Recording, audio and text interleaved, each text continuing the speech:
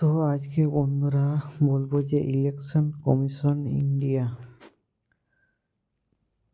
SIR এর জন্য পূর্ববর্তী ঘোষণা অনুযায়ী 14ই ফেব্রুয়ারি ফাইনাল তালিকা প্রকাশ হওয়ার কথা রয়েছে এবং 7 ফেব্রুয়ারির মধ্যে সমস্ত হিয়ারিং পর্ব শেষ করতে হবে। কিন্তু এই মুহূর্তে এসআইআর এর যে পরিস্থিতি তৈরি হয়েছে অ্যাকচুয়ালি এক প্রকার ভয়াবহ পরিস্থিতি বলা যায়। সেই পরিস্থিতিকে মাথায় রেখে নির্বাচন কমিশন থেকে প্রতিদিন কিছু না কিছু নতুন নিয়ম, নতুন আপডেট, নির্দেশিকা দেওয়া হচ্ছে। কারণ 7 ফেব্রুয়ারি 2026-এর মধ্যে এসআইআর এর শেষ পর্ব শেষ করতে হবে এবং 14 ফেব্রুয়ারি ফাইনাল তালিকা প্রকাশ করতে হবে। হাতে খুব বেশি সময় নেই। ইলেকশন কমিশন অফ ইন্ডিয়া যদি মনে করে যে আর কিছু ডেট এক্সটেন্ড করবে তাহলে এটা খুব বেশি হলে 1 সপ্তাহ বা 10 দিনের বেশি, 10 ফেব্রুয়ারির মাস বা যদি পুরোটাই ধরে নেওয়া যায় তার থেকে বেশি দিন কিন্তু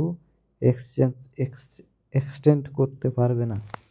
কারণ সামনে রয়েছে বিধানসভা ইলেকশন, ভোট পরিস্থিতি শুরু করতে হবে এবং এই ফাইনাল তালিকাতে যাদের নাম থাকবে তাদের নিয়েই প্রস্তুতি অংশগ্রহণ করবে আগামী বিধানসভা ইলেকশন কমিশন পশ্চিমবঙ্গের ক্ষেত্রে।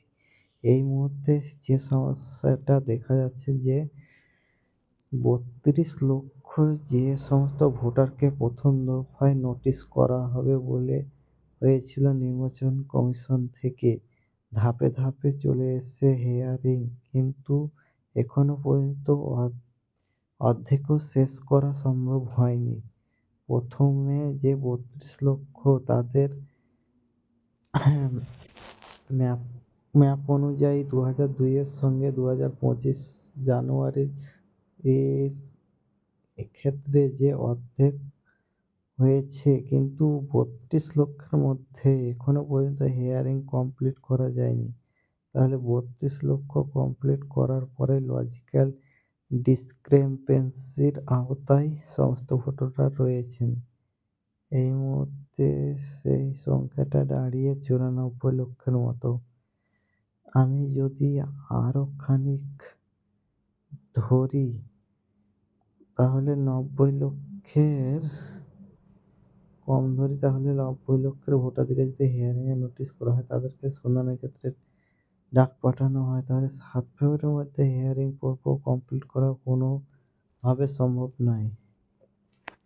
উচিত যে ধরনের সমস্যার সম্মুখীন হচ্ছে সাধারণ মানুষ, এই মুহূর্তে নতুন নির্দেশিকা ইলেকশন কমিশন থেকে দেওয়া হয়েছে। সমস্ত বিধানসভার একজন করে ইআরও রয়েছেন যারা মূলত ইলেকট্রাল রেজিস্টার অফিসার। ইনাদের কাছ থেকে নির্দেশিকা আসছে, বিডিওদের কাছ থেকে নির্দেশিকা আসছে যারা মূলত ডিস্ট্রিক্ট লেভেলের অফিসার।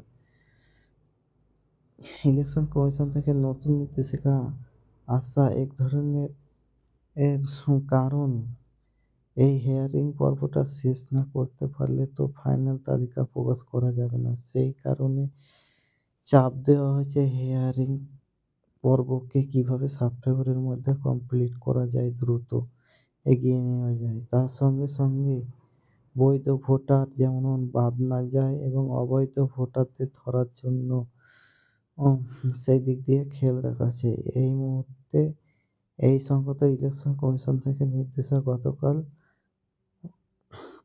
লজিক্যাল ডিস্টারবেন্সের লিস্টে যে সমস্ত ভোটাররা রয়েছেন তাদের ডকুমেন্ট আপলোড করতে হবে, যেগুলো ভেরিফিকেশন হয়ে যাবে। যদি সব ঠিকঠাক থাকে তাহলে কিন্তু আর এনাদেরকে অর্থাৎ ভোটারদেরকে আর নোটিশ করা হবে না। এই পর্যন্ত আজকের আপডেট। পরের আপডেট